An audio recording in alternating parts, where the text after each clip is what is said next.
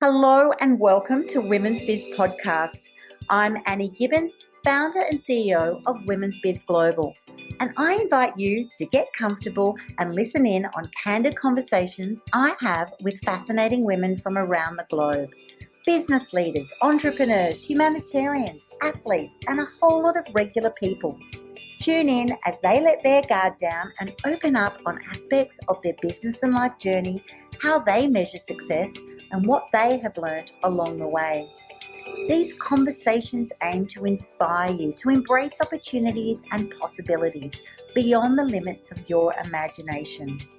Reclaim your power, strength, and vulnerability.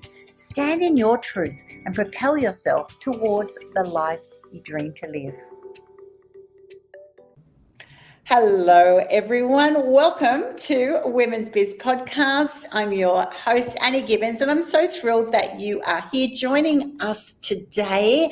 I have a treat for you in store. I'm going to be interviewing Anita Petty, and we are going to talk about discovering the power of attitude, mindset, and resilience, specifically from Anita's perspective as a cancer survivor and going through an amazing experience of getting diagnosed with a cancer and then pushing through and how it actually can change your life. So for those of you who do not know Anita very well, she's also known as the Switch Coach. She's got a book called The Switch Coach. It's a free book. You'll be able to download it after this episode. And she's very easy to find on all of the socials and will be with our show today. So welcome to the program, Anita. Welcome. Well, I feel very blessed to be here today, and I really appreciate the time to be with you. So thank you so much, Annie. Oh, it's great to have you on the program today because you're a pretty remarkable example of resilience and transformation.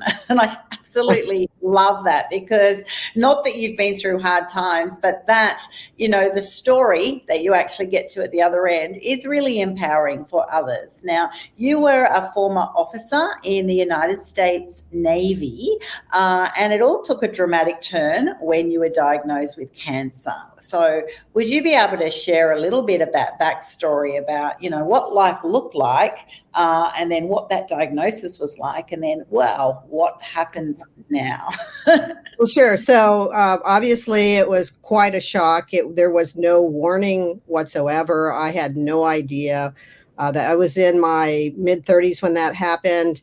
And just on a routine physical, I was in a flight status. So the flight surgeon said, you have a bump on your neck there. Are you aware of that? And I said, no, but she showed me in a mirror.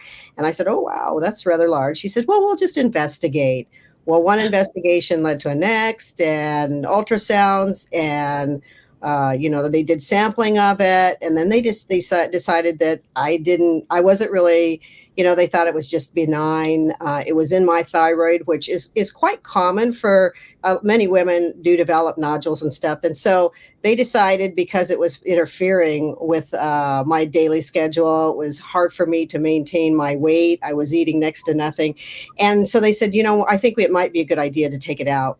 And long story short, after taking that out and looking at it independently through 3 different research facilities, they said, unfortunately, you have a very rare cancer. We see very few of these. And so our recommendation is that we took out one lobe and we're planning to take the next one out. So very devastating for the shock because people said, well, you look absolutely healthy. And oftentimes, and people come and ask, and at the time I had many women and men come to me and say, well, what did you feel? How did you feel? And there were so many emotions. So I think the thing was, it was a big shock. It was a shock to my career because I was up for promotion. And I realized at that point, I would not promote because I would not be considered for promotion if I was in, medical status that they were going to put me in, and it was going to be some time for me to recover. So it meant the end of one career. And at the time, I couldn't imagine what I was going to do from there because it was like, wow, so many things you're faced with. You're not really sure what you're going to do. I was mid-career, so I had 15 years in. To do a retirement was at 20, but I was planning to go on and do maybe 25 or more if I could. Yeah. So it was quite a shock. Shock. Absolutely. I'm imagining most people would be thinking shock. That would be just like paralyzing. It's at such a young age, really, Right. particularly when you're so far in on that journey. That's it. Like, even though you get, pensions and things at certain ages, it's a career journey. You don't necessarily think, gee, 5 more years and I'm out. So how you can be so focused in one direction. Also, that whole medical story of actually not really knowing until after it's like, whoa, absolutely huge. You then had that moment and went, well, what am I going to do now? So you've decided, which is huge, to go, I'm not going to stay in the Navy now. Obviously you felt that you would be limited there.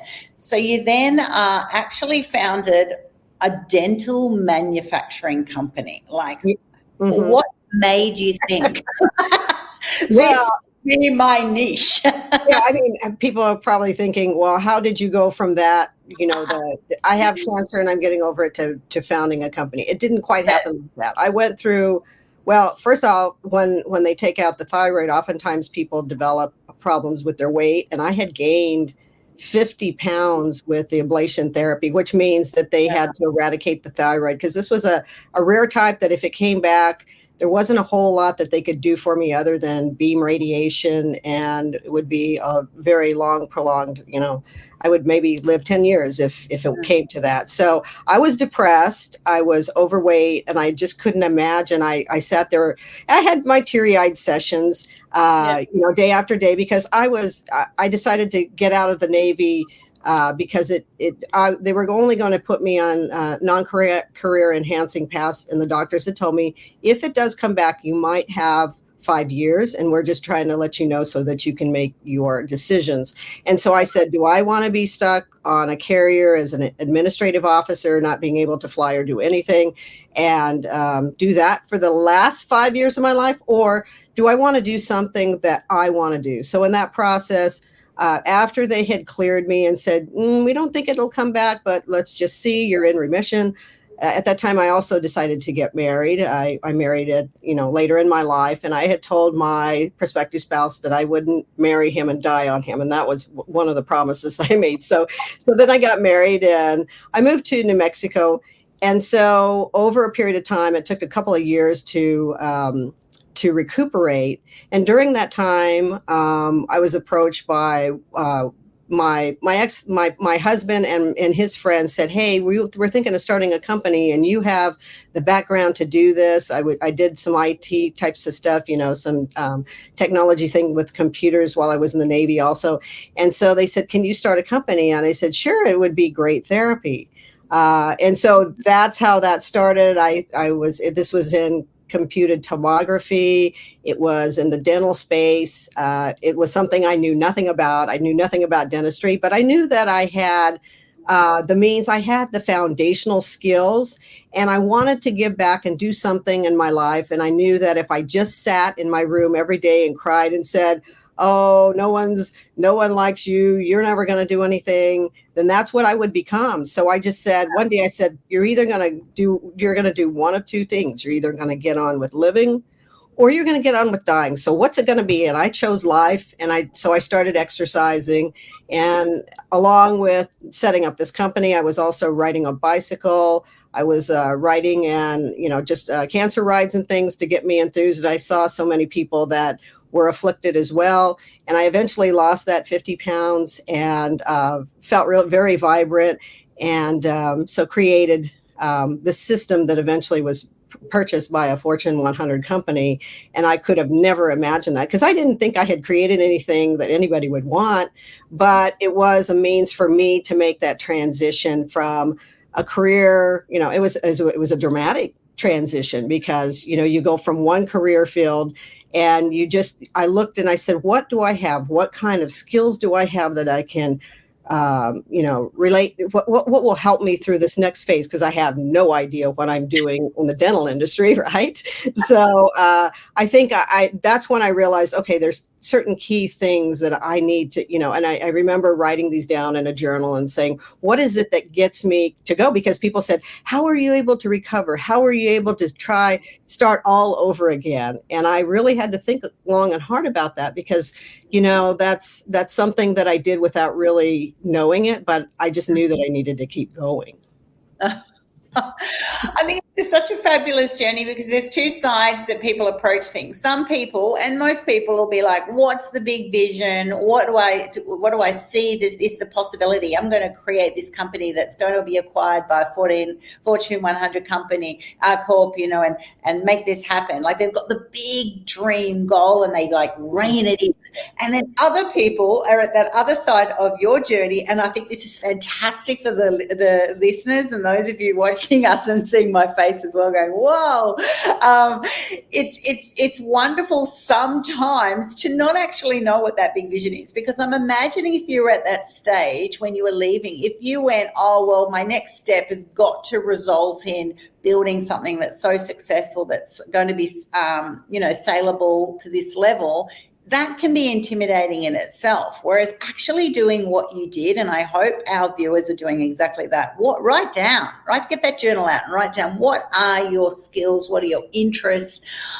I'm just seeing great attitude and mindset happening in your journey. It's that moment to actually go, well, I'm going to, at the time, it sounds like you were doing it just to make sure that your last 5 years were meaningful and got you off the couch and doing things. But you still had that ability to realize I want to do it in some area that I have some skills in. So, and IT. So did you have qualifications in IT, or did you actually go through the Navy, or did you think, you know what, it's actually just my passion, I'm good at it, I'll focus? Yeah, that's a really good question. So I was in quite a while ago, but during that time, we were still setting up, LANs, local area networks, which I don't know if the viewers know what those are these days, but so I set up the first shore-based local area network for a squadron. So that means flying planes. And so when we went places, we could have that. So I learned that all on the job. I did not go to any computer schools. But so one of the things that I did find, and I replicated this when I did my company that was purchased by that company, that eventually purchased by a Fortune 100 company, is that you get people that have the skills. So I had people that were IT types that had worked on computers, and I actually learned as we went. And I said, okay, what does it take to put together a team that's a winning team? And I literally was taking old computers, desktop computers out of the Pentagon that were going to be either recycled, destroyed. And I asked and I got permission to actually form one of the first LANs and show that we could do it and that we could do remote computing and things like that. And this was in the early 90s. So, that's, we were just getting our feet wet with the internet and people weren't sure what you could do. So it was a long time ago, but again, those skills are so important to remember. Who's on my team? Who do I have behind me? Who can, and on the other side of that, is there anybody that can mentor me to teach me? And at that point, I had really no mentors because I was plowing some ground no one had done. And I got a lot of visibility from the leadership and the upper leadership for that. And they praised that I was doing this. And, I kind of joke about it, but sometimes they say, well, how did you keep going and doing that? And I said, well, look like you know what you're doing and just keep going and people will follow you. And that actually did happen. And it was good things because I kept learning and I was willing to learn something and willing to morph and change. And I think that's what's really important is that you use those kinds of skills.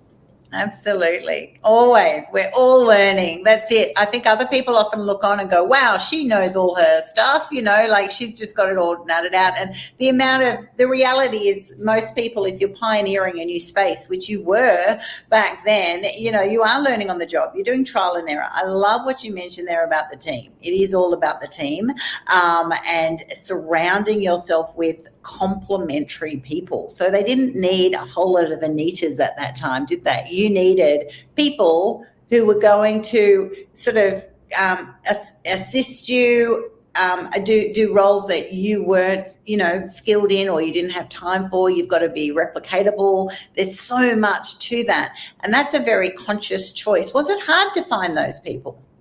Or did they want to work with you? I was just given so my department head says, make this happen. And so I found an electronics technician and I said, I know you've worked on computers. I've seen you do this. And so one of the things is it wasn't easy, but one of the things I said is, can you learn new stuff? Are you willing to learn new stuff when it comes to something you've never done? And he said, sure. So I think the thing is that it goes two ways. You have the leadership portion, which, leading those people to believe in themselves that they can do more than they can do.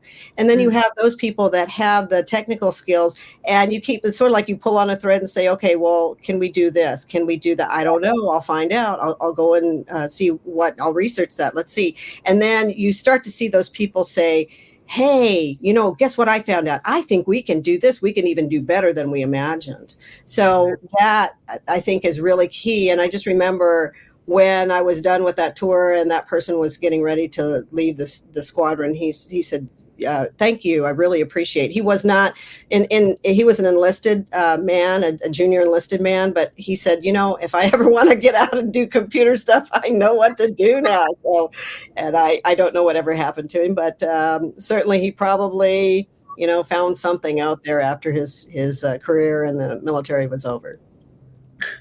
Absolutely brilliant.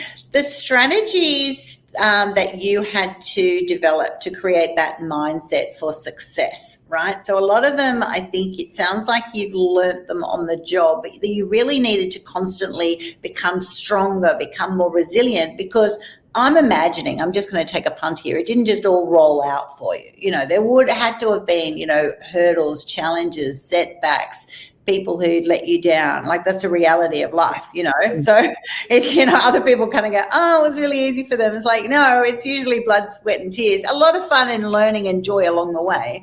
But what specific skills did you have to develop to actually just get that strong and resilient mindset? Or actually, after your experience, it's like, that's the result.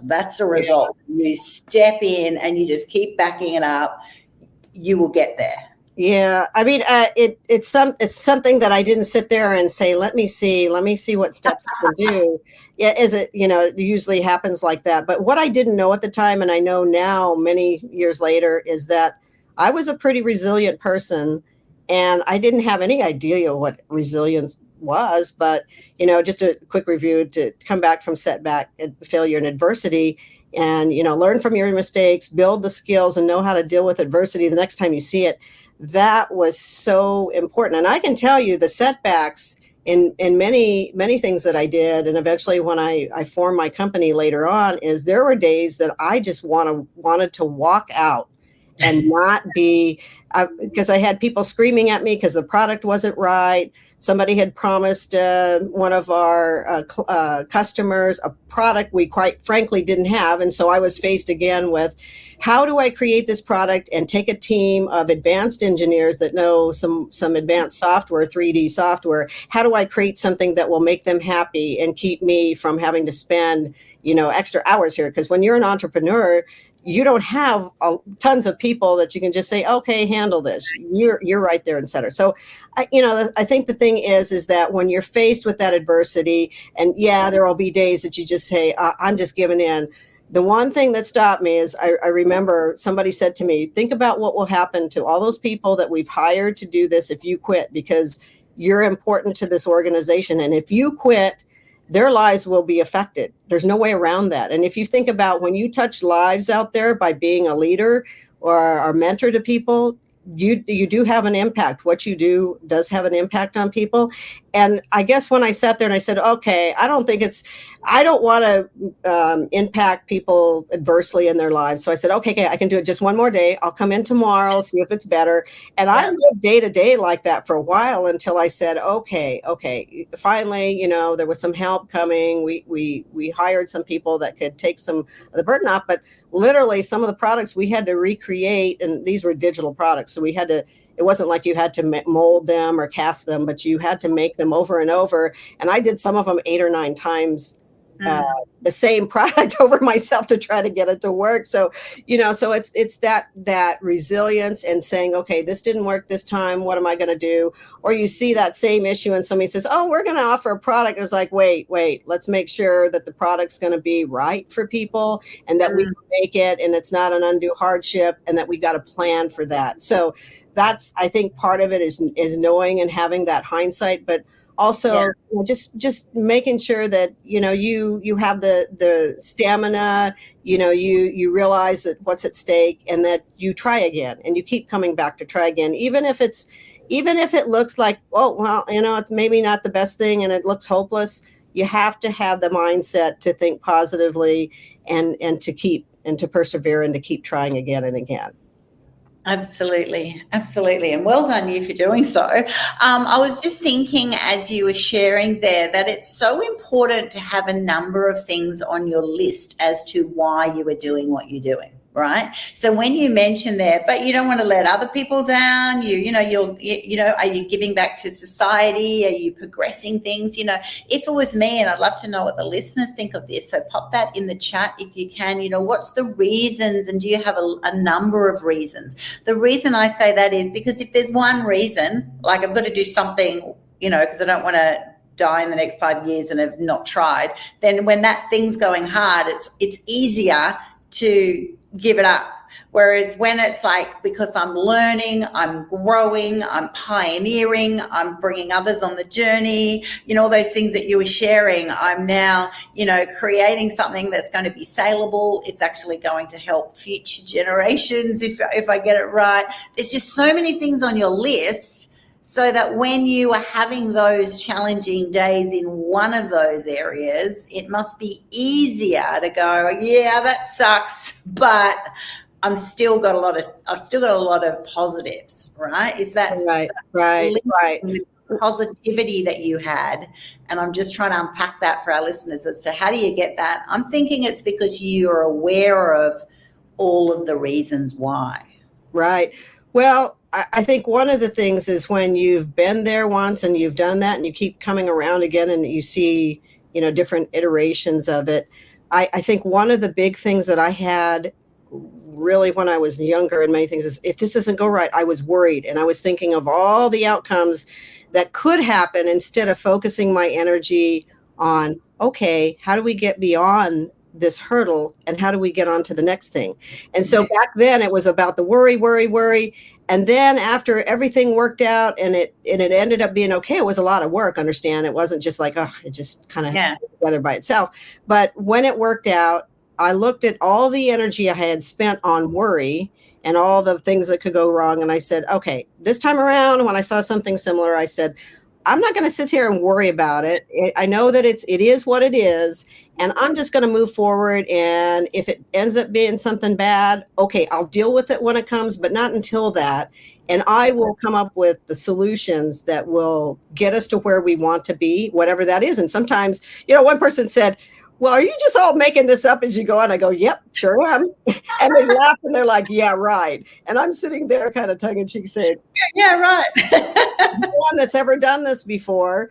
And sometimes whatever you're doing, if you're pioneering or doing something, whatever it is in your industry, sometimes it happens like that. And you have to take those chances, but you have to be bold and courageous to take those, to make the mistakes. And then to realize that, people, I think it was like Thomas Edison with the light bulb. It didn't happen. It took forever. And so oftentimes, or you find something else. I mean, we discovered so many things, and they go, the engineers would come with their PhDs and go, how did you figure this out? Some very highly technical things we found with our manufacturing process eventually in that second company. And we explained to him some really simple ways that a high school student had figured this out. And we praised this student for his simple explanation. And he was able to correct something, an artifact, if you will, a software artifact in the machine. He I'll tell you, he used hairspray to correct something that wasn't coming out right on the digital scan, and he used hairspray and it worked. And then, they were amazed, like, well, how did you figure this out? So, it's ingenuity and having the faith in your people, because this was some guy that says, I know I'm just a high school student. I don't have a degree. I don't have anything fancy, but I have an idea. And sometimes it's just looking at that person, saying, listening to their idea. And like I always told them, I said, you got an idea, bring it to me. I might not always adopt it, but if you have a great idea and I think it's worthy of trying, let's try it and see what happens. And when when you have that kind of faith in your people and you instill that kind of, if you have an organization that allows that, sometimes the creativity that comes out in these people is just amazing. So I think that's it, is to develop your people and let them have that leeway. Let them, create. Sometimes they'll come up with ideas and you don't have. And I think the big thing is making sure that if that idea worked, that they get the credit for it. And, they're into that, because I've seen cases where somebody comes up with a great idea and then the boss, quote, steals it, and then doesn't give them the ability to get the kudos for that. And so, then that kind of turns off, that they don't feel as stimulated to do, what they want. Absolutely.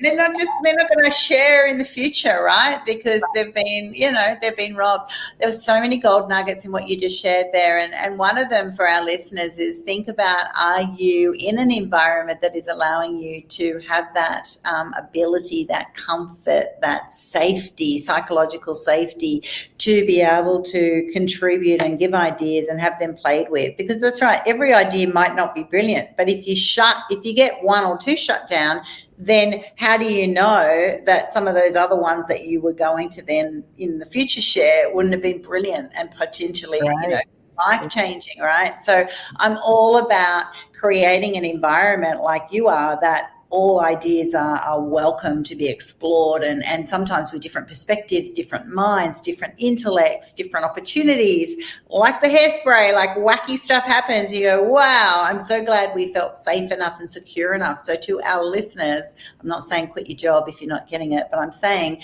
try and find an environment, look out for those environments where you can be mentored, you can be nurtured, you can be supported as one of the team, because it'll always be, it's just so much more rewarding to feel like you really have a belonging, you contribute. I'd love to just tap into that moment then when you actually got, a few years down the track and you sold your company. Like, what was that like? You must have just been pinching yourself going, wow, I actually never saw this coming, but how awesome. Well, it came in stages, and I think it came well before the sale, because the sale was actually drawn out over months, and it was during the economic downturn, so it was kind of a very strange time, 2008, 2009. But the first inkling that I had anything, that I thought, oh, maybe somebody might want something, I got a call from this corporation, and I got a call from their research and development director, and he said, hi, my name is so-and-so, and I want to come see your manufacturing process. And I promptly said, I'm sorry, you have the wrong number. I don't have a manufacturing process. And he goes, oh, yes, you do. Because he had been watching and he had seen some of our products out there and he knew we had one. But so coming from the background that I did, I was not a manufacturing engineer. I wasn't an engineer at all. I'd been trained with a minor in engineering and a lot of engineering courses, but I didn't think like that. So I was like, really? You think I have a manufacturing process? It's just digital, but that was the wave. That was the new wave. Everything was going to go into digital manufacturing. And that was the first part of it. So that was a wow moment. I think that was the bigger wow moment. And then eventually, because it took many, many months, I mean, when they realized, I think for a long time, there were people that made that acquisition that didn't understand my role. Some people that were in charge of it that didn't know that I existed.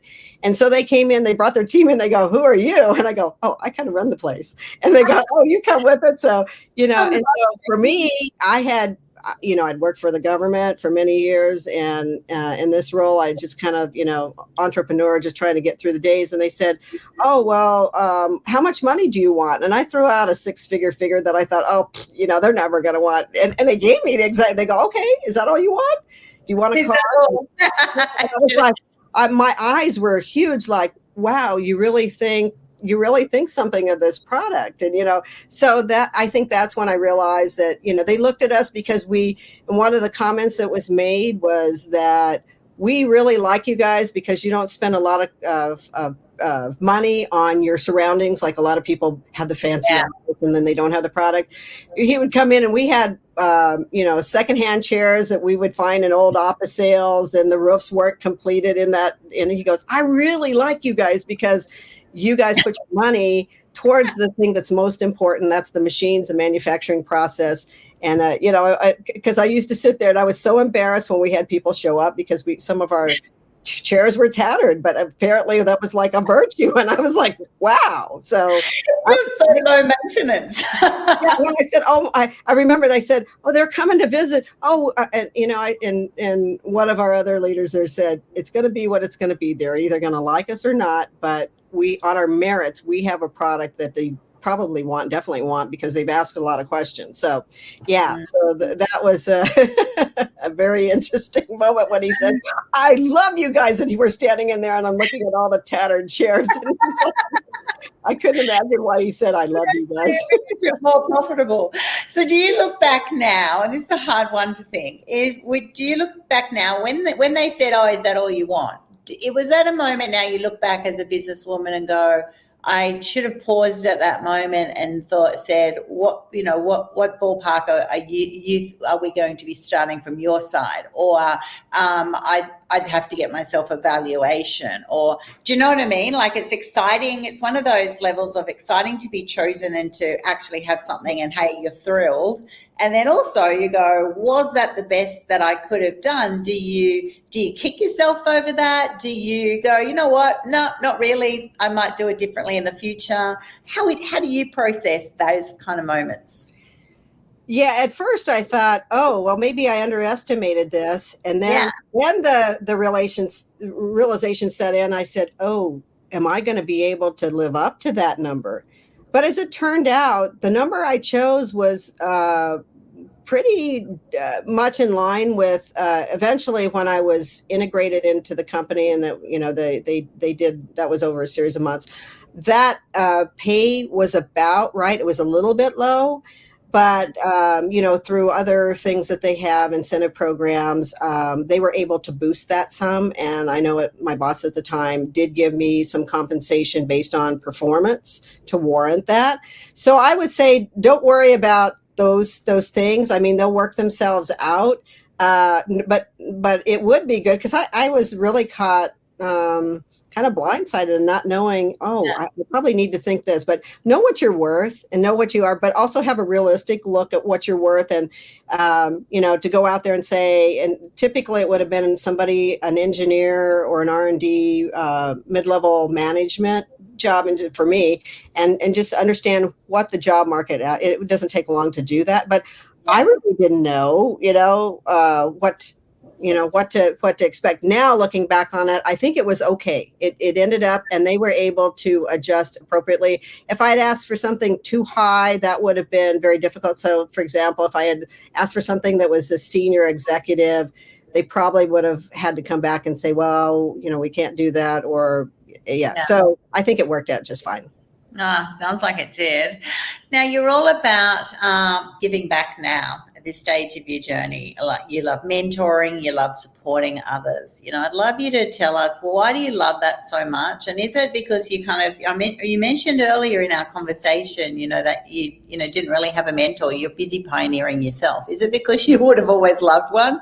Or is it that you go, "You know what? We just need to be mentoring this future generation. We need to be doing things better"? Yeah. Well, let me be clear. On some parts of my journey, I did not have a mentor because there was no one that was doing that. But I had mentors throughout my life. Starting, my sixth grade teacher was my biggest mentor that said, "I think you're bound for bigger things." And I was the little kid in the back room who got straight A's but didn't talk much. And he said, I'm going to make you go to the board, and I'm going to make you do things on the board because you need to be able to communicate with people. And I think you have a possibility of going to one of the military service academies. They were just at that time opening up to women. And he said, I think you can do that, but you need some communication skills and you need to not be afraid of the world. So, I had that mentor, and then I had mentors throughout time. I had mentors in the military, and certainly, mentors in personal life helped me through different things. I think, the one instance where I didn't was where I was creating something from scratch, but make no mistake that mentors are a very big part of your life. And, they're all around us. And sometimes it's something that we don't recognize, that there's a mentor. A little kid came up to me the other day and he says, oh, I'm planning to study finance in school. And I said, oh, what do you want to be? Oh, I'm going to be an entrepreneur. And I said, do you realize finance is not going to teach you anything? I've been there. And he said, oh, well, how do I learn to be an entrepreneur? And I said, what does your daddy do? He said, oh, he has an air conditioning company. I said, perfect mentor. Sit with dad every week or weekend or when he has time and learn what he does. Yeah. And the kid looked at me like, oh, I already have. So most people have mentors around them. They just don't recognize or don't know, that they're mentors. And some people step forward in your life. But when you see the opportunity to have a mentor, one of the things I tell people is whatever it is that you want to do, find somebody that's already done what you're doing or knows how to get you there, and can, maybe they're not going to shortcut your journey there, but they will know the steps that you're going to need to take, what you need to do, and that they realize that there's experience that you get from talking with other people. It's not just all in, I naively thought too, oh, I'll go and take my finance course. I got a master's, to manage, military installations. And I learned how to do all that, but I didn't learn how to make money, be an entrepreneur, or to be successful in that. And so mentoring is so big, understanding your role as a leader, your role as a follower, and that the mentorship thing is a lifelong thing. And I still have mentors, and I have mentors to this day on the outside. So you wanted me to talk a little bit about what I do now, or with mentorship? Yeah, what do you do now? Well, so I'm retired from that job at least, 2.5 years ago. I'm living in Las Vegas because I love it's not people say, oh, are you on the Strip? No, I'm 10 miles to the west of there. There's hiking. I do a lot of cycling. Did 15 miles today, so just little things here and there. But what I do is I mentor a lot of particularly women veterans, that, helping them with their benefits, because oftentimes they have no idea of the benefits that they should have gotten and they didn't file properly. And people say, well, why would you help people like that? And I said, everybody, when I see a wrong or I see somewhere where I can take my expertise, and I've been down that road, if it takes an hour of sitting on a meeting with them and showing them what to do, and it makes a difference, and it's life-changing for them. It's a small block of time in my window, but I get so much joy out of helping people and doing things. So I do that. I also volunteer at dog rescue shelters and see what's happening with the animals. I think, I have my own pet, my border collie, who's 10 months old. But I get a lot from seeing dogs that have had a very difficult life, and to see them restored to, their vitality restored, and being able to be rehomed to somebody that will truly love them and take care of them. These things are priceless. And so, I don't have like a lot of these, people go, oh, don't you want to be back in corporate and doing all these things? Well, quite frankly, no, I'm enjoying doing other things in life, and where I can help people and enjoy things. So I have a couple of books that I've written, but really helping people and then doing the things that you wanted to do. So I said, well, what are some things that I've just never done? And so somebody says, well, how about the guitar? And I said, well, I played, a lot of woodwind instruments, but I said the guitar, no. So I'm learning guitar this year. And, and it opens a lot of doors. So what does that do? Well, I found 2 more mentors, people that can mentor me in that. And the friendships that you get, the long-term friendships that you get from all of these experiences, but but whatever it is that drives you or makes you happy or makes you want to get up in the morning, I think that's the most important thing, because, working all those years, and I realize that you can, people don't think about what they're going to do in retirement. And then when they get there, they don't have any idea what they're going to do. But I think the most important thing is to be active, to stay active, keep your mind active, and stay engaged, and stay in this day and age, there's so many opportunities to just sit in front of the computer or play with your phone or play games, and you're not interacting with people. And I think one of the joys of life is interacting, giving back, just seeing the joy on other people's faces. This morning I rode with a 75-year-old Vietnam era Marine Corps veteran, and just listening to his conversations about what's happening in his life, and it meant the world to him. He just said, I really appreciate your time. I know this is time that you take away. I said, no, it's my pleasure to do that. So yeah, those are some of the things that I enjoy doing these days. And thank you so much for sharing. I can't believe our time has gone so quickly.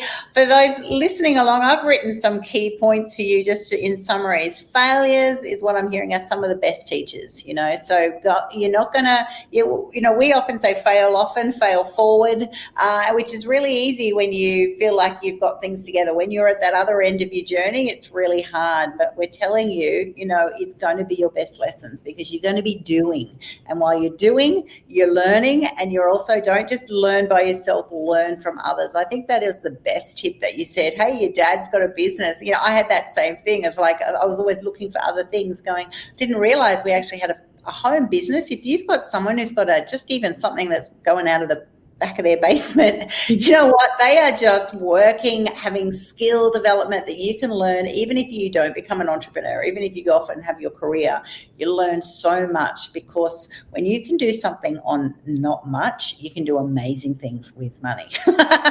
So get those skills. I'm also hearing having a healthy amount of resilience is definitely the key to success. So do we go into hard times going, oh, this is going to be so wonderful, I'm going to become more resilient? No. But when you actually just put yourself through and just keep pushing, it's definitely one of the keys. You definitely don't want to give up hope, no matter how hard things are, hence the list, the reasons, the why. I think just be more like Anita, be a lifelong learner. I mean, I can hear in your conversation, you're just still learning things. You're learning things about yourself, but you're also learning about others. I think that's a stage where we get to, once you start being on the bike, having those extra conversations, allowing yourself some time. It's a fascinating journey, isn't it? Absolutely. Yeah. Absolutely. Well, thank you for joining me on Women's Biz podcast today, Anita. It's been great hearing your story and being, really inspired by you. For all of our listeners, I'll put all of Anita's details on my podcast platforms, wherever you're listening, on all the main streaming platforms, but you might be watching us, YouTube, on LinkedIn Live, wherever that is. It's just been great having you join us today. And so thanks to our guest, Anita, and I look forward to seeing you again very, very soon. Thanks so much for tuning in to this episode of Women's Biz Podcast. I'm Annie Gibbins, founder and CEO of Women's Biz Global. And if you would like to fast track your future success, pop on over to womensbizglobal.com, where you can find out how our coaching, media and publishing opportunities are helping women just like you to become and be seen as the trusted authorities in their niche. Inquire today and start reining in the abundance you desire.